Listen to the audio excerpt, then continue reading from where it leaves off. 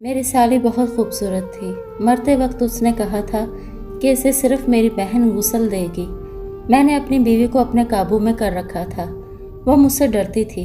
इसी बात का फ़ायदा मैंने उठाया और इसका बुर्का ओढ़कर चुपके से साली को गुस्ल देने अंदर गया।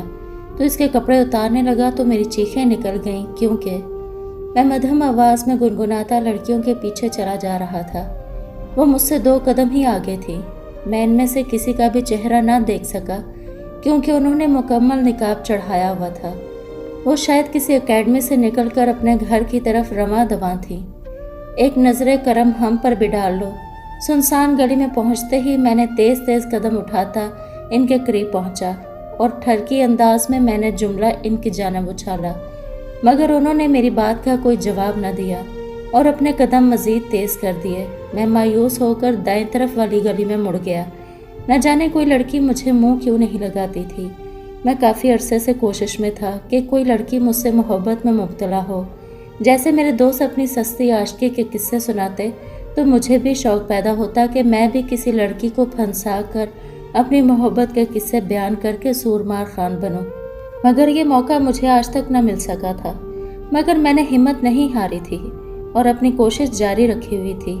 मुझे ऐसा महसूस होता था कि जैसे सारी शरीफ लड़कियां मेरे ही मोहल्ले में आ बसी थी, जिन्हें मुझ जैसा आशिक दिखाई न देता, जो इनकी खातर जान की बाजी तक लगाने को तैयार था। तभी अचानक दुपट्टा ओढ़े कम उम्र सी लड़की मेरे सामने से गुजरी तो मेरी पसलियां भड़क उठीं। मैं ये मौका कैसे गंवा सकता था, लिहाजा फौरन ही जोरदार सीटी बजाता इसके पीछे हो लिया। मेरा नाम हमजा है। मेरा अब्बा चमड़ा बनाने की फैक्ट्री में काम किया करता और वहाँ पर एक मजदूर था। इसकी आमदनी महदूद थी। हम 4 बहन भाई थे। मैं इकलौता बेटा था, जबकि मेरी तीनों बहनें मुझसे बड़ी थीं। अब्बा हमेशा मेरी बहनों को देखकर ठंडी आहें भरता। इनको रुखसत करते हुए अब्बा की कमर टूट गई थी। मेरे लिए तो कुछ भी ना बचा था। अब्बा का कहना था कि तू अपनी शादी के लिए खुद ही हाथ पाँव मार ले। आखिर बेटे होते किस लिए हैं कि बाप का बाजू बने। वो अपने खर्चे भी खुद उठाए।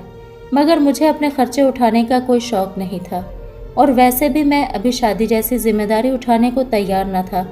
जब तक शादी के बगैर ही सारे चस्के पूरे हो जाते थे तो इस मुसीबत में पड़ने की ज़रूरत ही क्या थी। मेरा सारा दिन गलियों में आवारागर्दी करते गुजर जाता। मैं मोहल्ले के लड़कों के साथ चौक पर बैठना पसंद करता और आती जाती लड़कियों को ताड़ा करता। मैं ज़्यादा पढ़ा लिखा ना था, बमुश्किल FA पास किया था, मगर मैं 1 नंबर का लफंगा था। मेरे माँ बाप शरीफ लोग थे। मैं न जाने किस पर चला गया। मुझे लड़कियों में हद से ज़्यादा दिलचस्पी थी और हमेशा मौके की तलाश में रहा करता था। जहाँ कोई लड़की देखता मेरी राल टपकने लगती। अम्मा भी मेरी फितरत से बखूबी वाकिफ़ थी, मगर वो इस मामले में बेबस थी। मैं इसकी सुनता ही कहाँ था। वो अक्सर हाथ मसलती कि न जाने मेरी तरबियत में किस किस्म की कमी रह गई थी, जो मैं इस किस्म का कुमाश निकला था। अब्बा ने सारी ज़िंदगी मेहनत की और हलाल की रूखी सूखी खिलाई थी। हराम का एक नवाला भी मेरे मुंह को ना लगा था। फिर मैं इस कदर कैसे बिगड़ गया था, वो समझने से कासिर थे। रफ्ता रफ्ता मेरे सभी दोस्त शादीशुदा हो गए थे तो मुझे भी शादी कराने का शौक़ पैदा हो गया, मगर वो सब तो काम धंधे पर लगे हुए थे। एक मैं ही था जो कोई काम ना करता था, सिर्फ दोस्तों के साथ ही वक़्त गुजारा करता था। अम्मा अब्बा ने मेरे सामने शर्त रख दी कि नौकरी किए बिना तो मैं घोड़ी ना चढ़ने वाला। मेरे दोस्त भी मुझे समझाते कि शादी करने के लिए कुछ काम तो करना ज़रूरी है, मगर मेरी अक्ल में ये बात समाती न थी। मेरा ये मानना था कि जैसे अब्बा ने मेरी बहनों की शादी करके इन्हें रुखसत किया है, ऐसे ही अब्बा मेरी शादी का बेड़ा भी उठा ले और किसी लड़की को ब्याह कर मेरे लिए ले आए। मगर अब्बा ये करने को तैयार न था। इसका कहना था कि शादी की बात नहीं है पुत्र, मैं तेरी शादी चाहूँ तो आज भी कर दूँ, कहीं से भी कर्ज उठा सकता हूँ, मगर मसला ये है कि शादी के बाद भी तो मेरे आसरे पर ही पड़ा रहेगा। तेरी बीवी और बच्चों को भी मुझे ही पालना पड़ेगा। मेरी बूढ़ी हड्डियों में अब इतना दम नहीं कि मैं मज़ीद खर्चे उठाऊं। तेरी बहनों की शादी ने पहले ही मेरी कमर तोड़ के रख दी है। अब तो तुझे मेरा साथ देने के लिए कुछ हाथ पांव चलाने पड़ेंगे। अब्बा की बातें सुन सुनकर मेरे कान पक गए थे। उसने हर वक्त का ही शोर मचाया हुआ था कि मैं किसी काम धंधे पर लगूं। बिलाखिर एक दिन मेरी गैरत जाग ही गई जब मेरे सबसे आखिरी दोस्त की भी शादी तय हो गई। अब तो दोस्त भी मुझे कंवारा होने के ताने देने लगे थे, लिहाजा मैं भी काम की तलाश में निकल पड़ा। میں چاہتا تھا کہ میں کوئی ایسا کام ڈھونڈوں جس میں مجھے زیادہ محنت نہ کرنی پڑے، بلکہ سارا دن بیٹھ کر ہی گزر جائے، مگر ایسا کام مجھے مل کر نہ دے رہا تھا۔ میرے دوست سبھی محنت سے کام کیا کرتے تھے۔ ابا کی فیکٹری میں 2 ورکرز کی ضرورت تھی۔ ابا نے مجھ سے بات کی کہ تو چاہے تو میری فیکٹری میں آ کر کام شروع کر دے، مگر تو مجھے وہاں ذلیل نہ کروانا، دل لگا کر کام کرنا، ورنہ تیرے ساتھ ساتھ میرا بھی نام خراب ہوگا۔ میں ابا کی فیکٹری میں کام کرنا نہیں چاہتا تھا، کیونکہ میں نہیں چاہتا تھا کہ ابا ہر وقت مجھ پر نظر رکھے اور اس کو معلوم ہو کہ وہاں پر میری کیا عزت افزائی ہوتی ہے۔ میں کسی ایسی جگہ کام کرنا چاہتا تھا جہاں ابا کا دور دور تک کوئی واسطہ نہ ہو۔ میرا کام حاصل کرنے کی اتنی شرائط تھی کہ وہ شرائط پوری نہ اترتی اور ہر دفعہ میری نوکری ہوتے ہوتے رہ جاتی۔ بالآخر میرے دوست کے ذریعے سے جوتے بنانے کی فیکٹری میں مجھے کام مل گیا۔ کام تو یہ مزدوری کا ہی تھا، مگر میں نے اللہ کا نام لے کر شروع کیا۔ ابھی مجھے کام لگے 1 مہینہ بھی نہ ہوا تھا کہ اماں نے میری شادی کی بات چھیڑ کر میرا دل خوش کر دیا۔ میں نے فوزیہ کے گھر تیرا رشتہ ڈال دیا ہے۔ میں جو ہی کام سے لوٹا، اماں نے مجھے سب سے پہلے یہ خوشخبری سنائی تو میرا بھی دل باغ باغ ہو گیا۔ کیا اماں تو سچ کہہ رہی ہے؟ میں نے بے یقینی سے پوچھا۔ ہاں، میں بھلا تجھ سے کیوں جھوٹ بولوں گی؟ میرے تو بڑے ارمان ہیں۔ اب تو کام دھندے پر لگ گیا ہے تو تیری شادی تو کرنی ہے۔ میں تو کب سے سوچے بیٹھی تھی کہ فوزیہ کی لڑکی بیاہ کر لاؤں گی۔ اماں نے مجھے یقین دلایا تو میرا دل خوشی سے اچھلنے لگا۔ واہ اماں، آج تو نے بڑا کمال کر دیا۔ میری تو خوشی کا کوئی ٹھکانہ ہی نہیں۔ ہاں جانتی ہوں، تبھی تو تیری پوری بتیسی باہر نکلی پڑی ہے۔ مجھے معلوم ہے تجھے شادی کرانے کا کتنا شوق ہے، پر پتر کوئی کام دھندا بھی تو ہونا چاہیے، تبھی تو شادی ہوتی ہے۔ ایسے ہی ویلے مسٹنڈے کا رشتہ لے کر پہنچ جاتی تو اگلی مجھے ذلیل کر کے گھر سے نہ نکال دیتی۔ بس اماں تو اب شادی کی تیاریاں کر، وہاں سے تو ہاں ہی ہونی ہے۔ وہ لوگ مجھے انکار نہیں کر سکتے۔ میں نے اماں کو یقین دلایا تو اس نے اس بات میں سر ہلا دیا۔ تو اور کیا، اتنا سونا تو میرا پتر ہے، میں تو اپنے سارے ارمان نکالوں گی۔ تجھے بیوی کے ساتھ ساتھ میرے لیے بھی جوڑے بنا کر دینے پڑیں گے۔ ہاں اماں، بنا دوں گا، کیوں نہیں بناؤں گا۔ تو میری پیاری اماں ہے۔ میں تو آج اماں پر صدقے قربان جانے کو بھی تیار تھا، اور اماں صرف جوڑوں کی بات کر رہی تھی۔ اماں میری خوشی دیکھ کر کہکا لگا کر ہنستی تو میں کچھ شرما سا گیا۔ خالہ فوزیہ اماں کی پرانی جان پہچان کی عورت تھی۔ اماں کی اس کے ساتھ اچھی خاصی دوستی تھی۔ اماں سب سے پہلے اس کے در پر ہی رشتہ لے کر گئی تھی۔ میں نے خالہ فوزیہ کی دونوں بیٹیوں کو دیکھ رکھا تھا، جو دونوں ہی چہرے پر نقاب کرتی تھی اور اکثر گلی میں سے گزر کر جایا کرتی تھی، تو میں ان کو دیکھ کر آنکھیں جھپکنا تک بھول جاتا۔ میری شدید خواہش تھی کہ میں انہیں بغیر نقاب کے دیکھ سکوں، مگر ابھی تک ایسا ممکن نہ ہوا تھا۔ اب تو میری یہ خواہش جلد ہی پوری ہونے والی تھی۔ اماں سب سے پہلے رشتہ لے کر ہی خالہ فوزیہ کے گھر گئی تھی، اور وہاں سے بھی انکار نہ ہوا تھا۔ آخر وہ اماں کی اتنی اچھی سہیلی تھی، اماں کو بھلا کیوں انکار کر سکتی تھی۔ اماں نے گھر آتے ہی خوشی خوشی مٹھائی میرے منہ میں ٹھونس دی۔ لے پتر، بات پکی ہو گئی ہے، اب بس تو شادی کی تیاری کر۔ میں خوشی کی انتہا پر تھا۔ میں بھی شادی شدہ لوگوں میں شامل ہونے والا تھا۔ گھر میں شادی کی تیاریاں شروع ہو گئی تھی۔ میری تو ابھی اتنی تنخواہ نہیں تھی، ابھی بھی سارا خرچہ ابا ہی کر رہے تھے۔ پھر بھی وہ خوش تھے کیونکہ میں کما تو رہا تھا۔ ابا کے ریٹائرمنٹ کے بعد گھر کا خرچہ چلانے کے قابل ہو گیا تھا۔ اگلے ماہ کی تاریخ طے ہو چکی تھی۔ جیسے جیسے شادی کے دن قریب آتے جا رہے تھے، دل کو بے چینی سی لگی تھی۔ مجھے معلوم نہ تھا کہ مجھے کس بات کی بے چینی تھی۔ میں اپنے دوستوں سے اپنے احساسات بیان کرتا تو وہ ہنس دیتے، تو فکر نہ کر شہزادے، سب ٹھیک ہو جائے گا۔ شادی سے پہلے ڈر لگا ہی رہتا ہے۔ وہ سب کہکے لگا کر ہنستے تو میں بھی ان کے کہکوں میں شامل ہو جاتا۔ میری تینوں بہنیں بھی شادی سے 1 ہفتہ پہلے ہی گھر آ چکی تھی۔ گھر میں خوب رونق لگی تھی۔ وہ روزانہ ہی ڈھول پکڑ کر گانے بجانے شروع کر دیتی۔ آخر ان کے اکلوتے بھائی کی شادی تھی۔ میں بھی خوشی سے ان کے بیچ میں بیٹھ کر خوب رونق لگاتا۔ اماں، سائرہ کے لیے ہلکے رنگ کے جوڑے لو، اس کا رنگ کچھ دبتا سا ہے۔ میری بہن نے جوڑے دیکھتے ہوئے اماں کو مشورہ دیا تو اماں چہک کر بولی، ارے شادی شدہ عورتوں پر گہرے رنگ کے جوڑے ہی اچھے لگتے ہیں، ہلکے رنگ میں کیا میں نے اسے پھیکی دلہن بنانا ہے؟ میں تو یہ چاہتی ہوں میری بہو روزانہ سج سنور کر گہرے رنگ کے کام والے جوڑے پہن کر पूरे घर का काम निपटाती फिरे। अम्मा ने अपनी ख्वाहिश का इजहार किया था। गुफ्तगू सुनकर कुछ हैरान था। मैंने हमेशा ये सोचा था कि नकाब करने वाली लड़कियां बहुत खूबसूरत होती हैं। इनके बारे में मेरा भी यही ख्याल था, मगर अपनी होने वाली बीवी की दबती रंगत का सुनकर मेरा दिल कुछ अफसुर्दा हो गया था।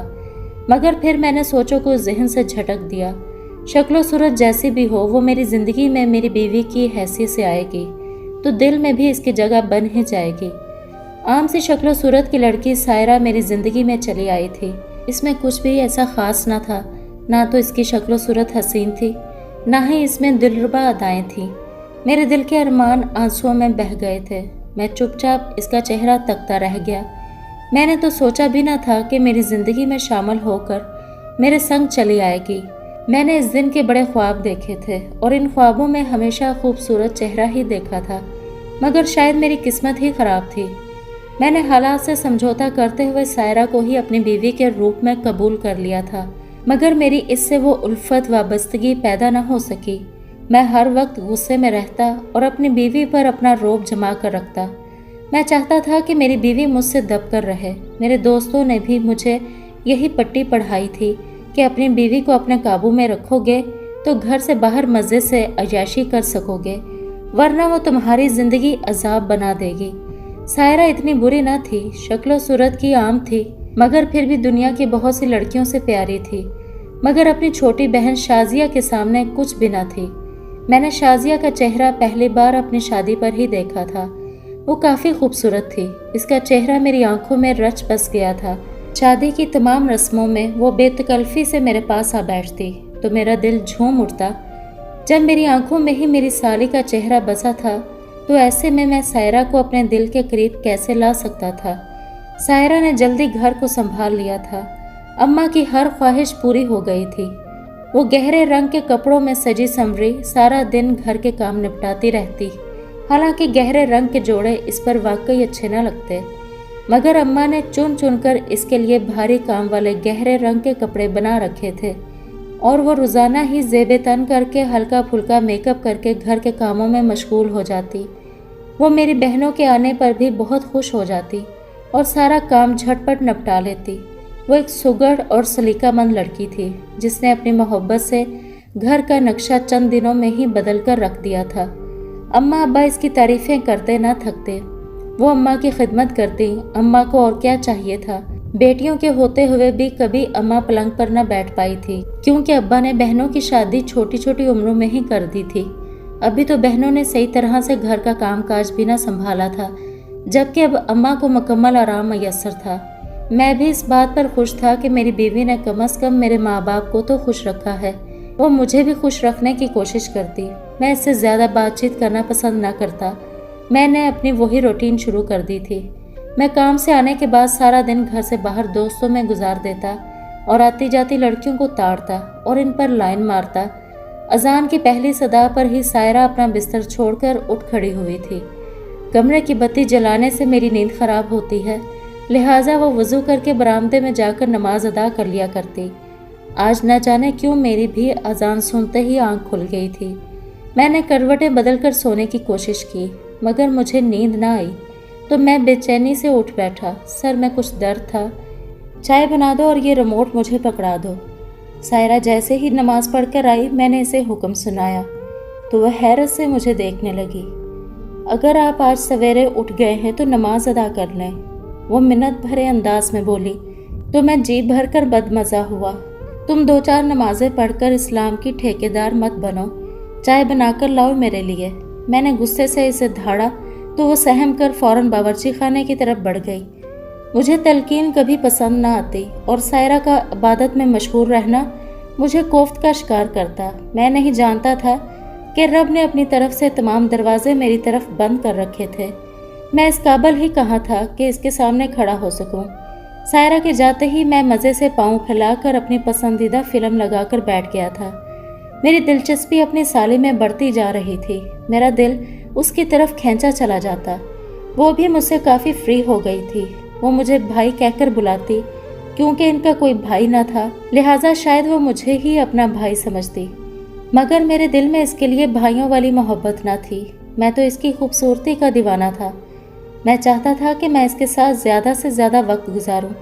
میں بہانے بہانے سے اپنے سسرال پہنچ جاتا اور اپنی سالی کے پاس بیٹھ کر باتیں بناتا۔ میں کبھی اس کے لیے کھانے پینے کو بھی کچھ لے جاتا تو وہ بہت خوش ہو جاتی۔ میرا اصل مقصد کیا تھا وہ تو کیا کوئی بھی نہیں جانتا تھا۔ ایک دن میں اس کے کالج پہنچا۔ ارے تم پیدل گھر جا رہی ہو؟ میں نے شازیہ کو کالج کے لیے اکیلے گھر جاتے دیکھا تو موٹر سائیکل لے کر فوراً اس کے پاس پہنچا۔ میں تو روزانہ ہی پیدل جاتی ہوں بھائی، وہ سادے سے لہجے میں بولی تو میں نے حیران ہونے کی اداکاری کی۔ میں تو پہلے ہی جانتا تھا اور میں اتفاقیہ یہاں تھوڑی ہی آیا تھا، میں تو پہلے ہی سے موقع کی تلاش میں تھا اور پچھلے ہفتے چھٹی والے دن اس کا پیچھا کر چکا تھا، مگر اس دن سڑک پر رش زیادہ تھا لہٰذا میں اپنے راستے ہو لیا تھا۔ اچھا چلو آؤ میں تمہیں گھر چھوڑ دوں۔ میں نے اسے دعوت دی تو اس نے نفی میں سر ہلا دیا۔ نہیں بھائی رہنے دے، میں چلی جاؤں گی، میرے لیے تو یہ معمول کی بات ہے۔ وہ تو ٹھیک ہے مگر آج میں آ گیا ہوں تو بیٹھ جاؤ۔ میں نے اصرار کیا تو وہ جھجکتے ہوئے موٹر سائیکل پر سوار ہو گئی، مگر نہ تو اس نے میرے کندھے پر ہاتھ رکھا اور نہ ہی کمر میں ہاتھ لپیٹا، بلکہ وہ تو کافی سمٹی ہوئی بیٹھی تھی۔ تو وہ سوچنے لگا کہ تیری دال یہاں گلنے والی نہیں بیٹا، کچھ کھاؤ گی؟ میں نے ایک اور کوشش کی کہ اسی بہانے میں اسے کسی ہوٹل لے جا سکتا ہوں۔ نہیں بھائی ضرورت نہیں، وہ دو ٹوک بولی تو میں اسے سیدھا اس کے گھر چھوڑ کر واپس پلٹ آیا۔ گھر پہنچا تو سائرہ بولی اماں ابا میری خالہ کی بیٹی کی شادی میں شرکت کے لیے جا رہے تھے، جبکہ شازیہ کے امتحانات تھے، وہ نہ جا پائے گی، کیا میں 2 دن کے لیے امی کی طرف چلی جاؤں تاکہ شازیہ کو اکیلا نہ رہنا پڑے؟ میری بیوی نے مجھ سے اجازت طلب کی۔ یہ اچھا موقع تھا، جب گھر میں کوئی موجود نہ ہوتا تو میں اپنی ہوس آسانی سے مٹا سکتا تھا، مگر میں سائرہ کو وہاں جانے سے کیسے روکتا؟ میں سوچ بچار میں مبتلا تھا، جبکہ سائرہ میرے سامنے کھڑی سوالیہ نظروں سے میری جانب دیکھ رہی تھی۔ ہاں ہاں کیوں نہیں چلی جانا، بلکہ میں خود ہی تمہیں چھوڑ آؤں گا۔ سائرہ کا میکہ 2 گلیوں کی دوری پر تھا۔ وہ ذرا حیران ہوئی تھی۔ نہیں میں چلی جاؤں گی، آپ زحمت کیوں کریں گے؟ وہ بولی تو میں نے چپ چاپ اس کی بات پر سر ہلا دیا۔ میں نے بڑا اچھا منصوبہ بنایا تھا، میں جلد از جلد اپنے منصوبے پر عمل درآمد کرنا چاہتا تھا۔ میں نے اگلی شام کو ہی سائرہ کو فون کر دیا کہ بائک پھسلنے سے مجھے کافی چوٹ آئی ہے، تم کچھ دیر کو گھر آ جاؤ تاکہ میری چوٹوں پر ٹکور کر سکو، میں 1-2 گھنٹے میں تمہیں واپس چھوڑ آؤں گا۔ میں نے اسے یہی بتایا تھا کہ میں ابھی راستے میں ہوں اور اپنے دوست کے ساتھ آ رہا ہوں، آدھے گھنٹے تک پہنچ جاؤں گا۔ سائرہ پریشانی سے اسی وقت واپس آ گئی تھی اور اس نے مجھے بتا دیا تھا کہ وہ گھر پہنچ گئی ہے۔ میرے لیے سنہری موقع تھا، میں اپنے گھر جانے کے بجائے سائرہ کے ماں باپ کے گھر پہنچ گیا تھا۔ شازیہ مجھے دیکھ کر کچھ حیران ہوئی تھی۔ باجی تو واپس گئی ہیں، آپ کو زیادہ چوٹ لگی ہے کیا؟ ارے ہاں، میں لنگڑاتا ہوا گھر داخل ہو گیا، زخم تو کوئی نہیں آیا، بس اندر چوٹیں لگی ہیں۔ میں نے تمہاری بیوقوف بہن کو کہا بھی تھا کہ وہ رہنے دے، میں ادھر ہی آ جاتا ہوں، اب تو میرے میں چلنے کی ہمت نہیں، تم ایسا کرو کہ تم میری چوٹوں کی ٹکور کر دو، تو پھر میں جا کر تمہاری بہن کو لے آؤں گا۔ میں نے سرسری سے لہجے میں کہا تو وہ فوراً بولی کوئی بات نہیں بھائی، میں کر دیتی ہوں۔ وہ فوراً ہی باورچی خانے میں جا گھسی اور کچھ ہی دیر میں ٹکور کا سامان لے آئی۔ میں دل ہی دل میں بے تحاشا خوش تھا، میری منزل مقصود نہایت قریب تھی۔ میرے دل میں جذبات کا ٹھاٹھے مارتا سمندر تھا، دل کو ایک دھڑکا بھی لگا تھا کہ کہیں میں پکڑا نہ جاؤں اور میری عزت ملیا میٹ ہو جائے، نہ جانے شازیہ میرا ساتھ دے گی یا مجھے زبردستی کرنا پڑے گی۔ میں خوش گمانی میں مبتلا تھا۔ وہ بچی تھوڑا تھی، جب وہ میری ٹکور کرنے کو تیار تھی تو میرا مطلب تو وہ سمجھ ہی گئی ہوگی۔ وہ میرے نزدیک صوفے پر بیٹھ گئی اور گرم کپڑے سے میرے ماتھے کی ٹکور کرنے لگی۔ ارے یہاں نہیں چوٹ لگی مجھے۔ پھر کہاں لگی؟ وہ حیران ہوتے ہوئے بولی۔ اب کیسے بتاؤں کہاں لگی؟ کمر کے پچھلے حصے میں ریڑھ کی ہڈی کے قریب لگی ہے۔ لاؤ میں تمہیں بتاتا ہوں۔ میں نے اس کی طرف ہاتھ بڑھایا ہی تھا کہ اس نے میرا ہاتھ بری طرح سے جھٹک دیا۔ یہ کیا کر رہے ہیں آپ؟ وہ غصے سے بولی۔ کچھ نہیں، میں تو صرف بتا رہا تھا، میری کمر پر میرا ہاتھ نہیں پہنچتا، میں ہکلاتے ہوئے بولا تھا۔ وہ اب میری نیت سمجھی تھی۔ آپ برائے مہربانی یہاں سے تشریف لے جائیں اور یہ ٹکور اپنی بیگم سے کروائیے گا تو زیادہ بہتر ہے۔ تم غلط سمجھ رہی ہو، میرا ایسا کوئی ارادہ نہ تھا، میں نے سادے سے لہجے میں کہا تو وہ بھی رخ پھیرے کھڑی رہی۔ غلط یا صحیح، جو کچھ بھی تھا آپ ابھی کے ابھی یہاں سے جائیں۔ اس نے 1 منٹ میں ہی میری عزت اتار کر رکھ دی تھی۔ دیکھو تم اپنی بہن کو کسی بدگمانی میں مبتلا نہ کر دینا، یہ نہ ہو کہ تمہاری وجہ سے اس کا گھر اجڑ جائے۔ میں مڑنے سے پہلے اسے دھمکی دینا نہ بھولا تھا۔ اگر وہ سائرہ کو میری نیت کے بارے میں بتا دیتی تو میں اس کے اور گھر والوں کے سامنے بھی ذلیل ہو کر رہ جاتا۔ شوق اپنی جگہ، مگر مجھے اپنی عزت بہت پیاری تھی۔ میں دروازہ کھول کر باہر نکلا ہی تھا کہ سائرہ کو آتا دیکھ کر چونک گیا تھا۔ وہ تیز تیز قدم اٹھائے چلی آ رہی تھی۔ آپ یہاں کیا کر رہے ہیں؟ میں تو گھر میں آپ کا انتظار کر رہی تھی۔ وہ تو میں نے شازیہ کا پیغام پڑھا کہ آپ یہاں آ گئے ہیں تو میں بھی ادھر ہی آ جاؤں۔ آپ نے تو مجھے بتایا نہیں، اس نے پے در پہ سوال کیا۔ اف بھائی، تم ادھر تھی تو میں نے سوچا کہ ادھر ہی آ جاتا ہوں۔ اب کیا تم پولیس آفیسر کی طرح مجھ سے سوال پر سوال کیے جا رہی ہو؟ گھر چلو۔ میں نے اس کا بازو زور سے پکڑ کر اس کا رخ موڑا اور تیزی سے قدم بڑھا دیے۔ میرے ارمانوں پر پانی پھر گیا تھا۔ دوسرا شازیہ بھی باخبر ہو گئی تھی، پر میں اسے چھوڑوں گا نہیں۔ اب تو اس بے عزتی کا بدلہ بھی لے کر رہوں گا۔ میں نے دل میں ٹھان لیا تھا۔ اللہ نے جلد ہی مجھے اولاد کی خوشخبری بھی دے دی تھی، مگر بیٹی کے پیدا ہونے کے بعد بھی میرے رویے اور نیت دونوں میں ہی کچھ فرق نہ آیا تھا، بلکہ مجھے اس بات کا غصہ تھا کہ سائرہ نے بیٹی پیدا ہی کیوں کی تھی۔ اسے بیٹا پیدا کرنا چاہیے تھا۔ اب کہیں یہ بھی اماں کی طرح بیٹیوں کی لائن ہی نہ لگا دے۔ سائرہ آج کل کچھ پریشان ہی رہا کرتی تھی۔ اس نے مجھے بتایا تھا کہ اس کی بہن کی طبیعت ٹھیک نہیں رہتی۔ معمولی بخار نہ جانے کیوں اس قدر خطرناک بن گیا تھا کہ وہ 2 مہینوں سے اترنے کا نام نہیں لے رہا تھا۔ مجھے بھلا اس سے کیا سروکار تھا؟ میں پلٹ کر ایک بار بھی اپنے سسرال نہ گیا تھا۔ اماں ابا دونوں ہی جا کر شازیہ کی خبر گیری کر رہے تھے۔ بچی کافی کمزور ہو گئی ہے، اتنا سا منہ نکل آیا ہے، مگر ایسی طبیعت کے باوجود بھی اس کی کوئی نماز قضا نہیں ہوتی۔ بہت ہی نیک بچی ہے، اماں اس کی تعریفیں کرتی نہ تھکتی تو میرا دل جل کر کوئلہ ہو جاتا۔ ہاں، کچھ زیادہ ہی نیک ہے۔ اس کی نیکی میرا کام خراب کر گئی تھی۔ شازیہ کی حالت بے حد خراب تھی۔ سائرہ کا رو رو کر برا حال تھا۔ وہ 2 دن سے اس کے پاس ہسپتال میں ہی تھی۔ بالآخر شازیہ نے ہسپتال میں ہی دم توڑ دیا۔ کمبخت نے خود تو مر ہی جانا تھا، مرنے سے پہلے میرے کام تو آ جاتی۔ میں جس کی نظروں سے خائف تھا وہ نظریں تو ہمیشہ کے لیے بند ہو گئی تھی۔ اب میرا پول کھلنے والی زبان اور مجھے ذلت سے دیکھنے والی کوئی آنکھ نہ بچی تھی۔ لہٰذا میں دندناتا ہوا اپنے سسرال پہنچ گیا اور کاموں میں مدد کروانے لگا۔ اماں شازیہ نے مرتے ہوئے وصیت کی تھی کہ اسے صرف میں غسل دوں گی، لہٰذا آپ نے خاص خیال رکھنا ہے کہ اس طرف کوئی نہ آئے۔ سائرہ روتے ہوئے بولی تو میں چونک گیا۔ میرے ذہن میں شیطانی خیال آیا تھا، جو کام اس کی زندگی میں نہ ہوا وہ اس کے مرنے کے بعد ہو سکتا تھا۔ سنو، مجھے اپنا برقع لا کر دو۔ میں نے سائرہ کے کان میں سرگوشی کی تو وہ چونکی اور وجہ پوچھنے لگی۔ جو کہہ رہا ہوں وہ کرو، میں دبی دبی آواز میں غصے سے بولا تو وہ فوراً اپنا برقع لے آئی۔ تم ابھی میت کے قریب بھی نہ بھٹکو گی اور نہ کسی کو اس طرف آنے دینا۔ میں ایک نیک بی بی کو یہ برقع پہنا کر بھیجوں گا، اس کی موجودگی میں کوئی اندر نہیں جائے گا۔ میں اسے حیران چھوڑ کر خود وہاں سے کھسک گیا۔ موقع دیکھ کر میں خود ہی برقع پہن کر غسل کی جگہ پر چلا گیا تھا۔ میں جو ہی اس کے کپڑے اتارنے لگا تو میری چیخیں نکل گئیں، کیونکہ میرے ہاتھ میت کے کپڑوں کے ساتھ چپک گئے تھے۔ میں خوف سے کانپ گیا۔ میں نے بے حد کوشش کی، مگر میرے ہاتھ جدا ہو کر نہ دیے۔ کپڑے بھی اس کے جسم کے ساتھ ایسے پھنس گئے تھے کہ اتر نہ رہے تھے۔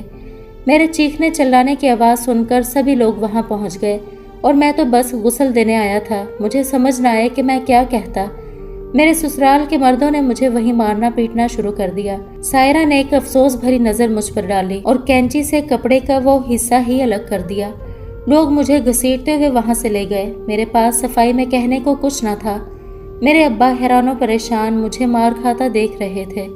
وہ لوگ مجھے معافی مانگنے اور منتیں کرنے کا بھی موقع نہ دے رہے تھے۔ مجھ سے کتنی بڑی غفلت ہو گئی تھی۔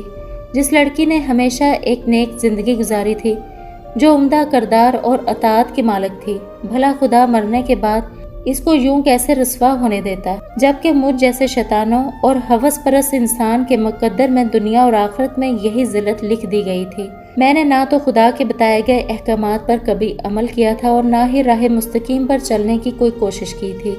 میرا انجام عبرتناک تھا۔ خدا نے مجھے میرے جیسے دوسرے گمراہوں کے لیے عبرت بنا کر رکھ دیا تھا۔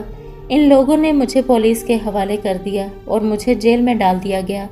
जो भी मुझे देखता या मेरे बारे में सुनता वो कानों को हाथ लगाना ना भूलता। मेरे माँ बाप और बहनों में से कोई भी मुझसे जेल में मिलने ना आया था। चूँकि मैं जुर्म नहीं कर पाया था, पहले ही पकड़ा गया था, लिहाजा मुझे 2 साल कैद की सज़ा सुनाई गई थी। जेल में रहते मैंने अपना मुहासबा किया। मैं शराफत की ज़िंदगी गुजारना चाहता था, मगर सायरा मेरे साथ रहने को तैयार न थी। उसने मुझसे तलाक का मुतालबा कर दिया। वो मेरी बच्ची पर मेरा साया भी पड़ने नहीं देना चाहती थी। मैंने अपने साथ साथ अपने माँ बाप के मुंह पर भी कालक मल दी थी। मैं जानता था कि मुझे बाकी ज़िंदगी इसी जिल्लत के साथ गुजारनी होगी। सायरा ने जो कहा था वही किया था। उसने वाकई अपनी बच्ची पर मेरा साया ना पड़ने दिया था। मेरे माँ बाप भी इसी जिल्लत और रुसवाई के साथ चल बसे थे। माँ बाप के बगैर अकेली ज़िंदगी गुजारना मेरे लिए बेहद मुश्किल था।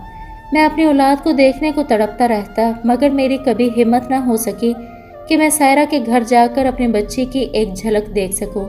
मैं अपने गुनाहों पर शर्मिंदा और अपने रब से माफ़ी का तलबगार था, मगर मेरे अंदर की बेचैनी से वाज़ह था कि मुझे माफ़ी नहीं दी गई थी।